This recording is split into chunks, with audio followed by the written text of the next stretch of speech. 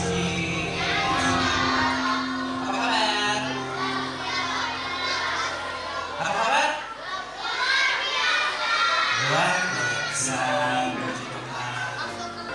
Oke deh, sebelum kita mau memuji dan menyembah Tuhan, biasanya kita ngapain dulu?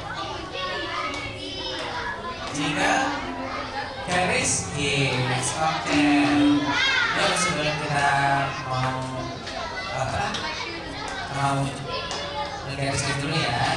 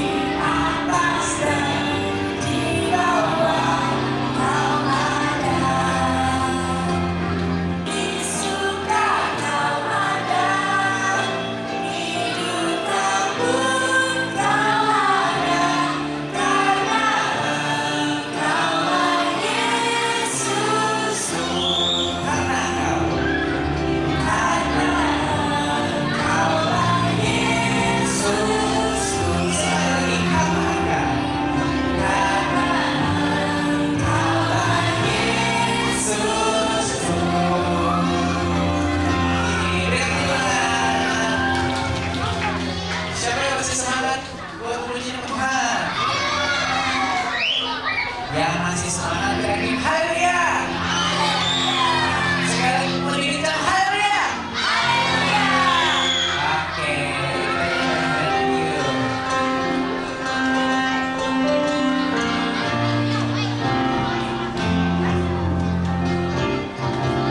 Setinggi-tingginya langit, lebih tinggi kasih Yesusku. Sedalam lautan, lebih dalam kasih Yesusku. Seindah-indah pelangi, lebih indah kasih Yesusku. Kasih Yesus, mengalahkan segalanya. Kasih Yesus, mengalahkan segalanya.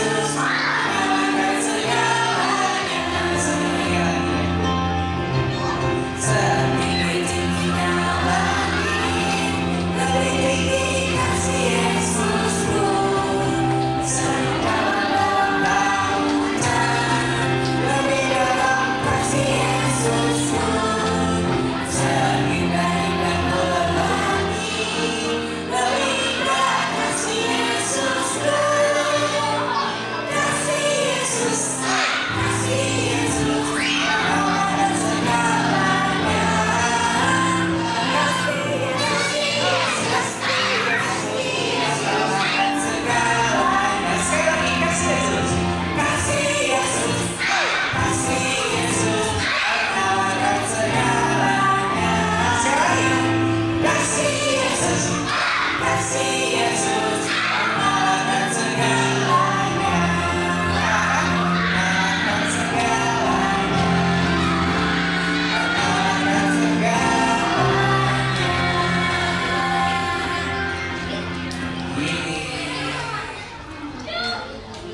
Oke. Jadi aku mau tanya nih. Tapi sebelum aku nanya, give me one second.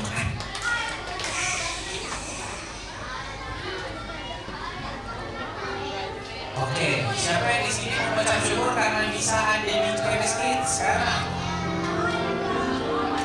Siapa yang bersyukur juga kalau punya Tuhan Yesus yang begitu baik? Semua pasti bersyukur ya. Yuk, yang sama-sama bersyukur. Aku mau ajak kalian berdoa, oke? Kita lipat tangannya, tutup matanya. Kalau masih ada yang berisik, dicolek temannya bilang ya aku tungguin deh sampai gini. Oke, kalau udah ikutin aku berdoa ya. Tuhan Yesus, terima kasih atas kebaikan-Mu buat kami. Kami boleh berkumpul di Garis Kids untuk beribadah. Sebentar, kami ingin mendengarkan firman. Tuhan berikan hati yang siap untuk mendengarkan firman. Dalam nama Tuhan Yesus, kami berdoa. Amin. Kita angkat tangannya. Kita mau angkat ujung tangannya.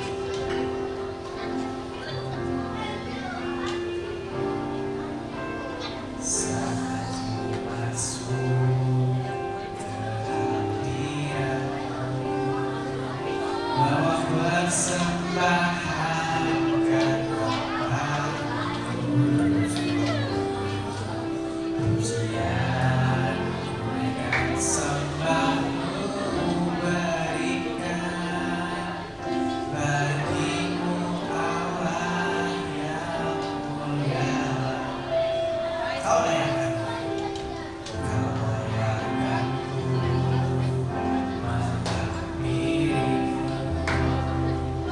melihat tahta kemuliaan.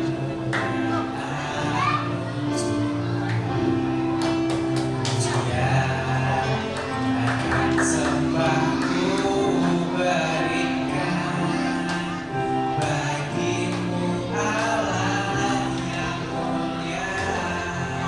Oleh-Ku kuasa darahmu, kau telah tebus dosaku, kekudusanmu melipupiku, kasih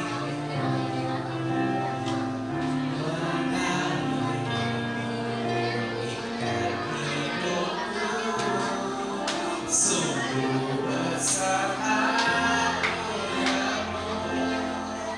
kau selamatkan hidupku, ku menjadi ciptaan yang baru oleh kuasa darahmu.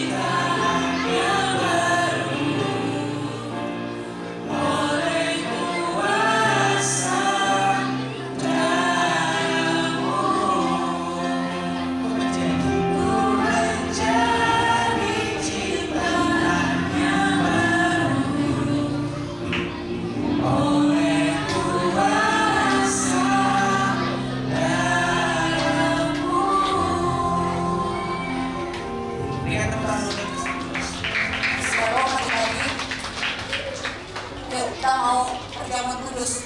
Siapa yang belum dapat perjamuan kudusnya? Minta ke depan. Ayo sama-sama kita ngomong. Terima kasih Bapa atas pengorbananmu di atas kayu salib. Inilah tubuh Kristus yang tertikam, tertombak di atas kayu salib. Tubuhmu Bapa terpecah-pecah bagi kami, sehingga kami memperoleh tubuh yang sehat, kuat, cerdas, dan berhikmat. Terima kasih Bapa di surga. Inilah tubuh Kristus. Mari kita makan. Ayo, kita angkat. Sama-sama kita doain. Terima kasih Bapa di surga untuk pengorbananmu di atas kayu salib.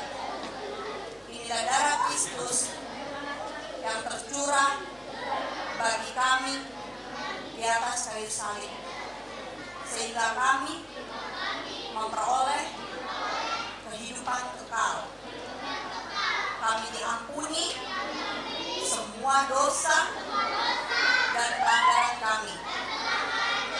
Kami dikuduskan, disucikan, dibenarkan, dan dilayakkan untuk menerima semua yang terbaik, warisan orang benar dan orang-orang kudus. Terima kasih Bapa di surga. Inilah darah Kristus.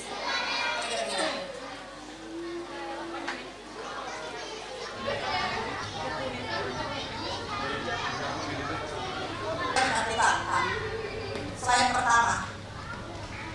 Pengorbanan Tuhan Yesus buat kita. Apa sih yang Tuhan Yesus lakukan di atas kayu salib? Hah? Mengangkat sakit-sakit, God, apa sih?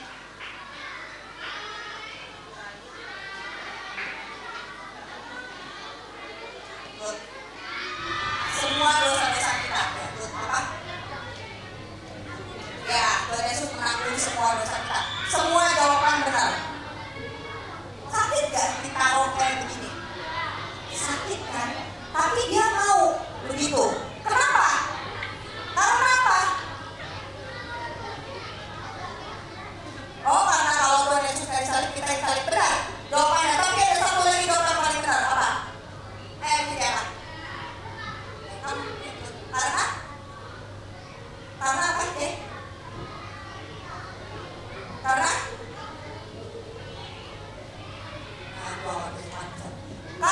Tuhan itu sayang sama kalian. Itu jawabannya. Dia sayang sama kalian, makanya dia mau begitu. Terus apa aja yang terjadi pada waktu penyaliban ini? Yuk, Kak, next. Next, Kak. Nah, di dalam penyaliban ini terjadi yang namanya pertukaran ilahi. Kalau dalam bahasa Inggrisnya divine exchange. Pertukaran ilahi. Apa sih pertukaran ilahi? Nih dengerin ya, baik-baik ya. Nanti ada pertanyaan terakhir dari kakak mengenai ini. Ayo, stop.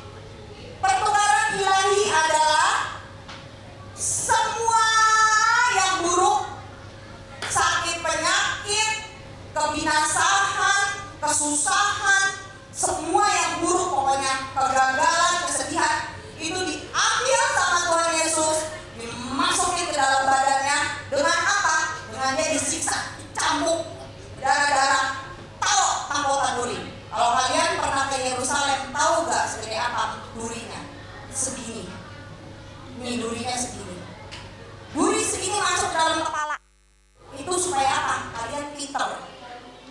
Dia ambil kebodohan kita, dia ambil yang jelek-jelek dari kita, taruh badannya, campur semua sampai ancur-ancuran, naik ke atas kayu salib. Supaya apa? Ketika semuanya yang buruk udah ditaruh di badan dia, tinggal yang bagus dia kasih ke kita. Apa yang bagus? Keselamatan, hidup kekal, kesehatan, keberhasilan.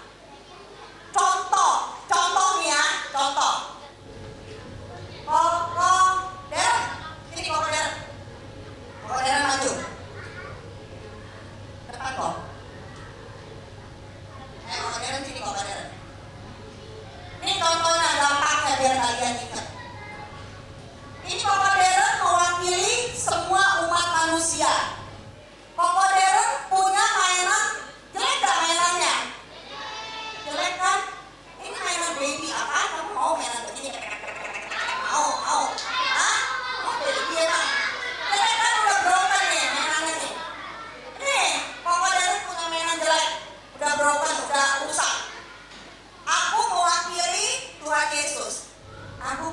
kado yang bagus.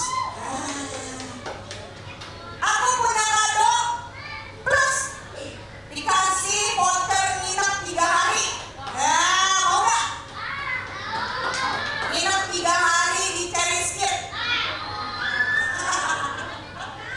Gak mau? Aduh. Nah, aku punya kado yang bagus. Koko Deren punya mainan yang jelek. Terus aku ngomong begini, Koko Deren, kamu mau gak kita tukeran yuk? Mau kan? Ya kan? Nih, kita tukeran. Aku punya yang bagus, aku kasih ke Koko Deren. Nih Koko Deren yang jelek-jelek aku ambil, aku masukin ke dalam badanku. Nih, kayak gini. Ilustrasinya kayak gini. Semua yang jelek, sakit, penyakit, kesedihan, kebinasan, ambil, masukin ke sini. Yang bagus, kado-kado semua present dari Tuhan Yesus berkat, kasih ke Koko Deren, kasih ke manusia. Nah, kayak gini ilustrasinya. Ngerti? Ngerti ya sampai sini ya? Oke?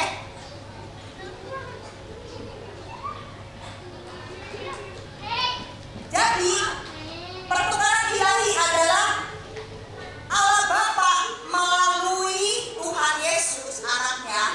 Dia izini Tuhan Yesus datang ke dunia untuk mati di atas kayu salib, ambil semua kebinasaan yang jelek-jelek semua, taruh kepada dia, sedangkan yang terbaik sisanya dia kasih ke manusia. Itu divine exchange ya, pertukaran ilahi. Ingatin ya, nanti pertanyaan terakhir. Yuk, next Kak. Nih, Tuhan Yesus juga sudah bangkit dan menang atas maut. Ada satu lagi musuh Tuhan Yesus yang paling terbesar yang berhasil dia kalahkan. Apa itu? Apa? Bukan iblis. Apa Kak Kensi? Bukan iblis. Siapa yang tahu? Maut. Pintar. Ada satu lagi musuh Tuhan Yesus yang terbesar yang dia kalahkan. Apa itu? Maut, kematian. Karena apa? Karena dengan kematian ini, ketika dia mengalahkan kematian, dia bangkit dari mati. Dia sudah mendeklarasikan, dia sudah ngomong ke orang-orang, kasih tahu, I hidup loh, I nggak mati loh. Nih, I disalib, I mati 3 hari untuk apa? Turun ke dunia orang mati, ke neraka, ambil mereka-mereka yang percaya sama I, bawa ke surga. Itu mengalahkan maut. Nih, kemenangan Tuhan Yesus ini adalah kemenangan kita juga. Ketika kita percaya sama Tuhan Yesus, berarti kita juga menang atas maut. Udah janji stop ya, udah janji kan? Stop. Jadi kita ketika percaya dengan Tuhan Yesus, kita juga menang atas maut, memperoleh kemenangan hidup yang kekal. Next Kak. Nah, kita juga bisa menerima bagian kita yang gak bisa diambil daripada orang lain, tapi kita milik kita sendiri. Kalau kita, nih, janji Tuhan di dalam, biarin aja. Janji Tuhan di dalam Alkitab ini banyak. Jadi ketika Kita baca Alkitab, menerima, kita lihat ada janji Tuhan, kita klaim, kita imanin. Kita klaim, kita imanin, itu janji itu akan datang ke dalam hidup kamu. Oke? Dari sini kita akan belajar satu karakter dari seseorang yang dimana ketika divine exchange terjadi, dia merubah hidup dia, perubahan terjadi dalam hidup dia. Yuk, Kak. Siapa ini? siapa Saulus? Iya, Paulus. Ngapain sih Saulus? Jualan tempe dia? Hah? Nah, nih, ini namanya si Tuan Saulus, Om Saulus. Kenapa sih Om Saulus ini? Yuk, kita lihat yuk ceritanya. Pekerjaan Saulus setiap hari adalah mencari orang-orang yang Percaya kepada Yesus dan pengajarannya untuk disiksa. Di dalam gambar ini kalau kalian baca Kisah Para Rasul 7. Nih, yang ini namanya Stefanus. Stefanus itu adalah salah satu murid Yesus. Jadi ketika dia mengabarkan Injil,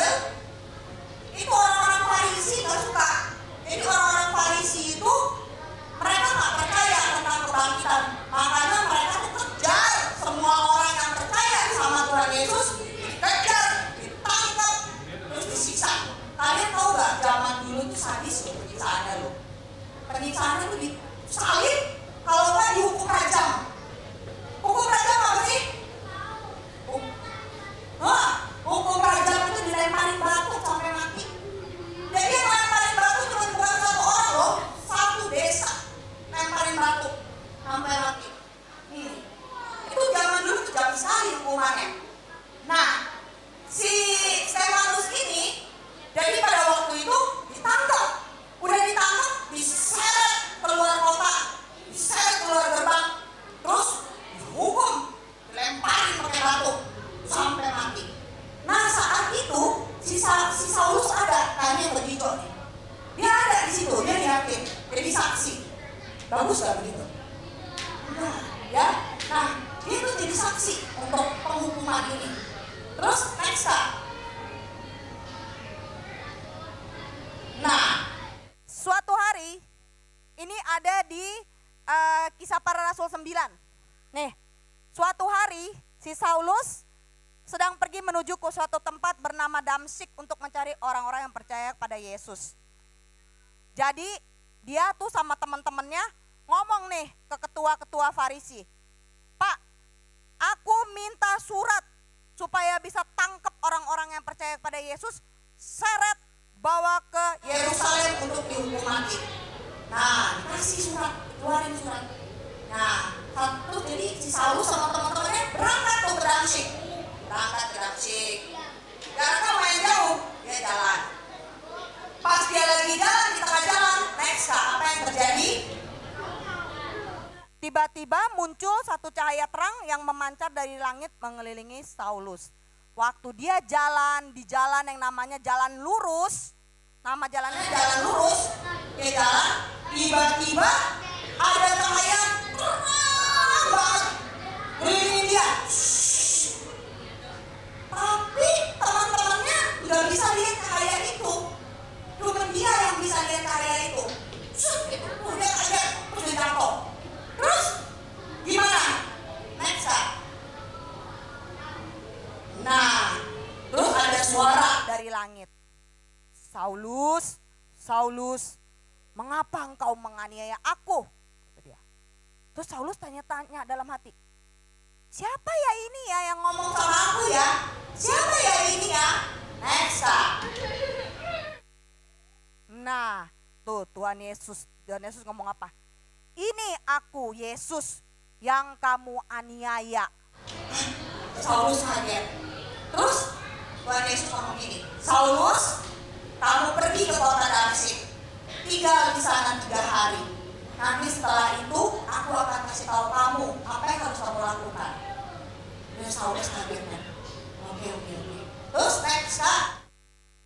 Nah, setelah itu Yesus menyuruh Saulus untuk bangun dan pergi ke kota untuk menunggu instruksi berikutnya. Tahu gak waktu Tuhan Yesus ngomong begitu, teman-teman Saulus tuh dengar, tapi mereka nggak bisa lihat cahayanya, cuma dengar suaranya kayak gitu. Nah, terus next Kak, apa yang terjadi? Tetapi ketika Saulus bangun dan Membuka matanya, ia tidak dapat melihat lagi. Ia bahkan harus dibantu orang lain supaya bisa melanjutkan perjalanannya. Tuh, ketika dia bangun, ternyata dia jadi buta. dia langsung, kok nggak bisa lihat? Gimana nih? Gimana? Nah, terus teman-temannya tanya, "Saulus, kamu nggak lihat aku?" "Enggak, ini berapa Saulus?" 6, salah. "Ini berapa Saulus?" 7. Aduh, salah. Jadi buta si Saulus. Terus gimana? Akhirnya, Keke, stop ya. Enggak. Akhirnya dia sama teman-temannya dituntun masuk ke kota Damsyik. Dibawa ke kota Damsyik. Tinggal di satu rumah. Nah, terus next Kak. Saat tiba di Damsyik, ternyata Tuhan telah menyiapkan seseorang yang akan berdoa untuk Saulus dan yang akan membuatnya dapat melihat lagi.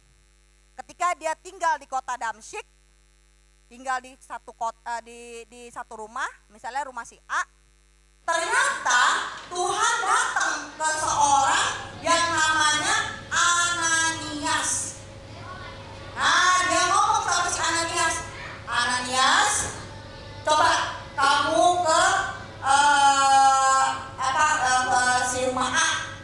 itu ada yang namanya Saulus.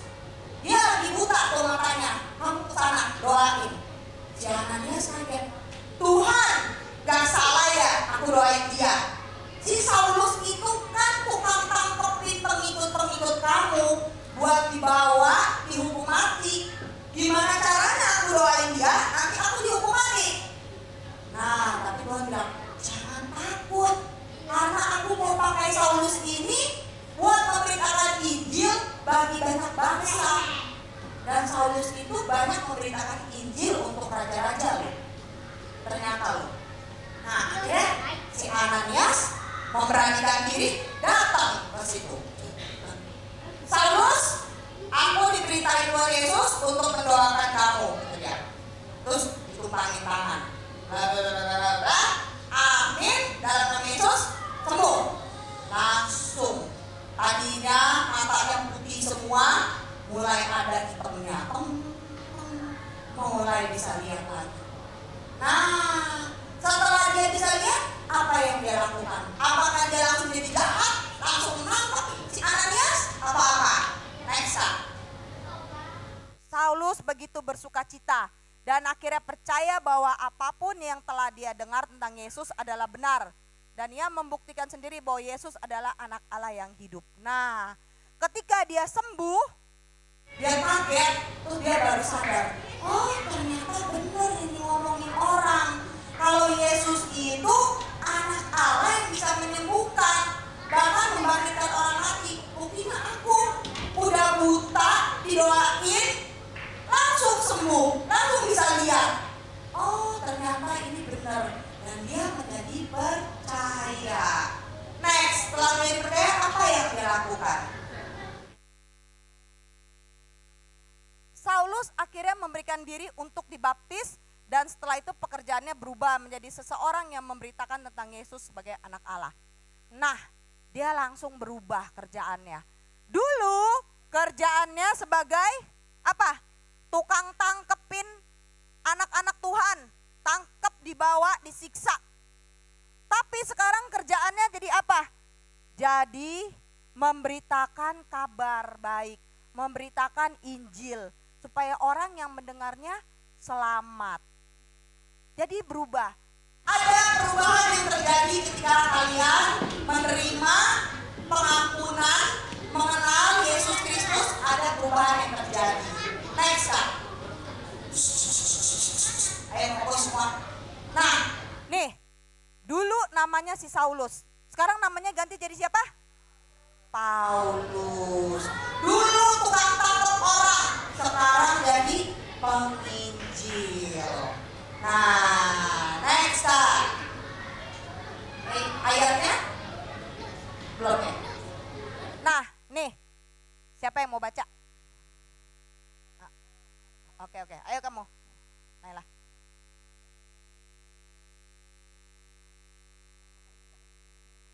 Dua Korintus 5 ayat 17.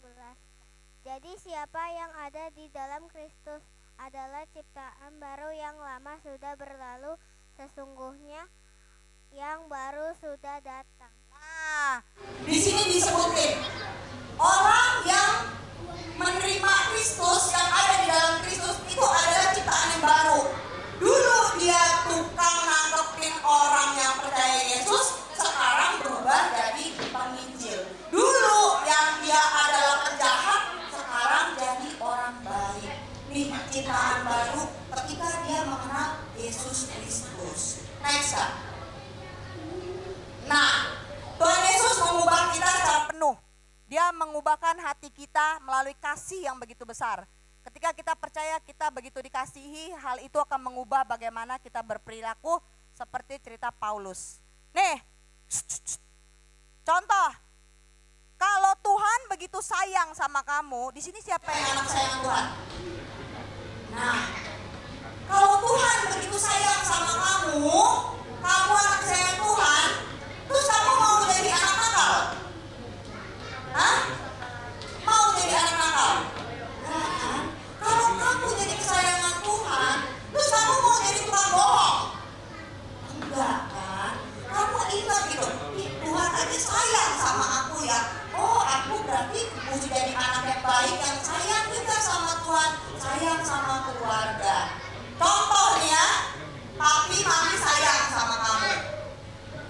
kamu baju, kasih sekolah yang bagus, makanan yang enak, terus kamu mau jadi anak yang tukang ngebantah? Mau gitu? Mau jadi anak yang tukang berantem sama kakak? Mau?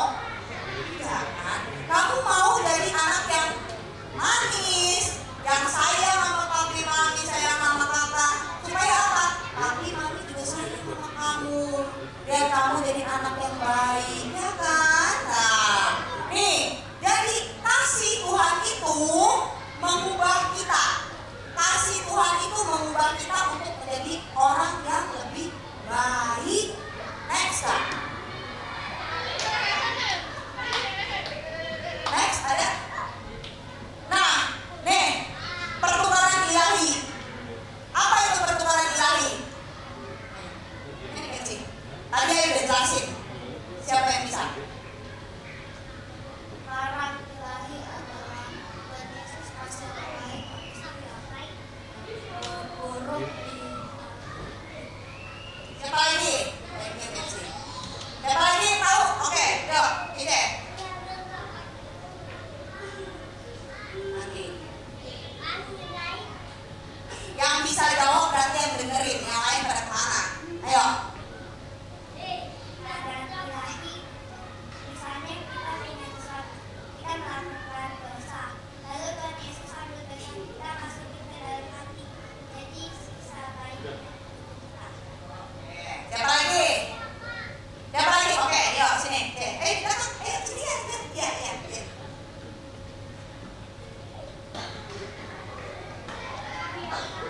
Ini anak laki nggak ada yang mau jawab? Ah, pada denger ya? Kamu ya.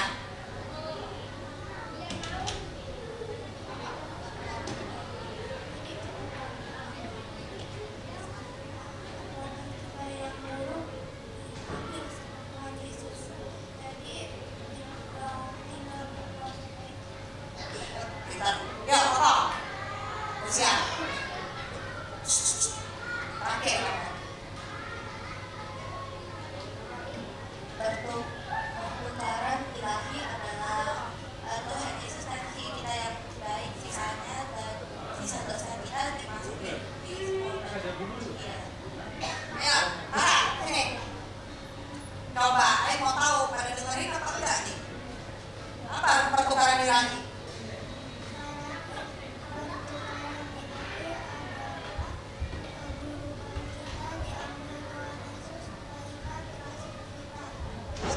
Ayo, sini. Kenapa nggak kamu? Kenapa kamu nunjuk temen? Kenapa nggak kamu yang jawab? Ayo. Ayo. Ayo. Pertukaran ilahi itu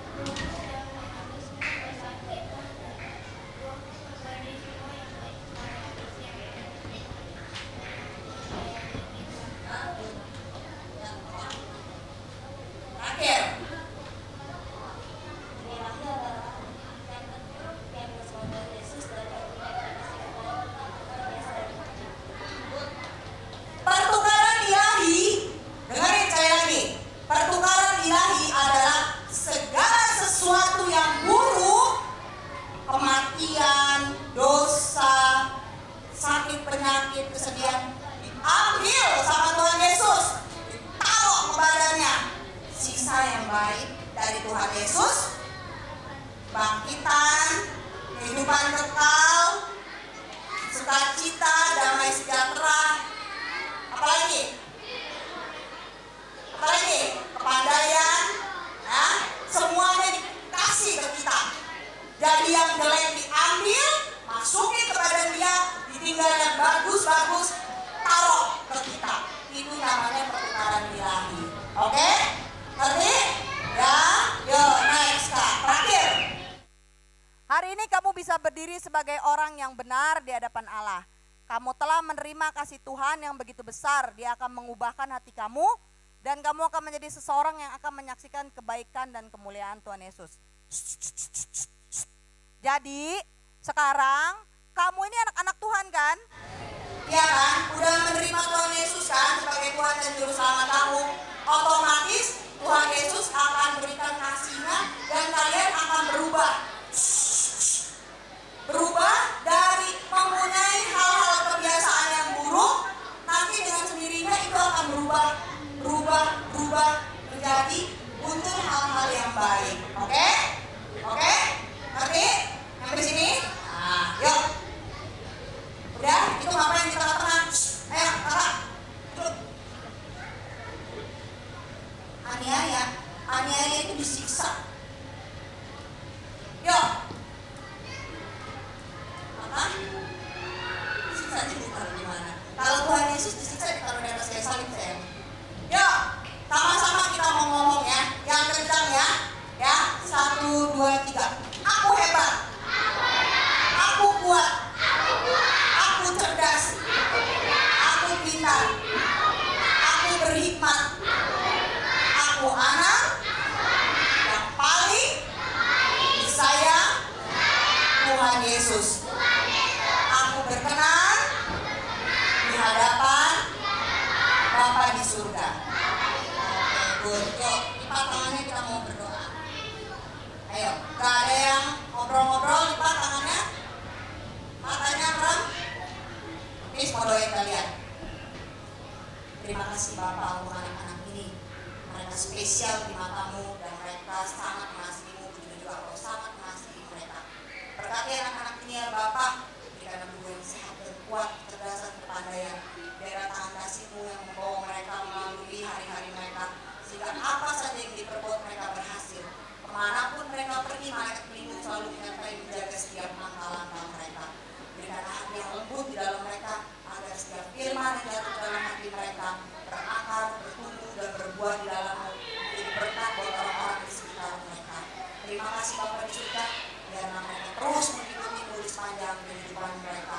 Dalam nama Yesus kami berdoa. Amin. God bless.